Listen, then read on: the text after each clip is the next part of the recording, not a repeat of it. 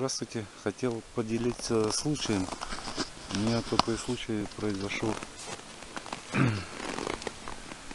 Ехал, значит, и сильный попал в ямы, и сильный удар был с левой стороны колеса в район балки.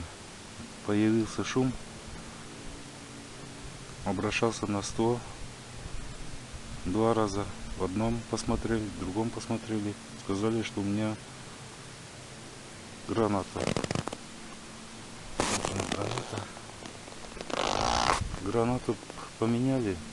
Шум исчез, стук исчез, скрип, скрежет тоже и вибрация. Ну, нормально, ровно работал. Со временем опять появился. Скрежет, скрип, стук. Смотрели, подтягивали, регулировали. Внешний осмотр делали на подъемнике. Все нормально, все хорошо крутится.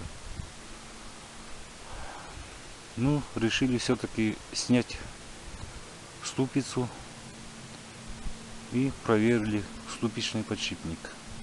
Ну, это на всякий случай.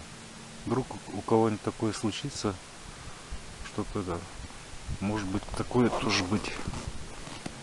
У меня, оказывается, в 4 местах внутренней обоймы ступичного подшипника были трещины.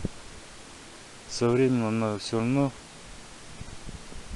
начал тереть, трение всякое. И вот это вот так получилось, что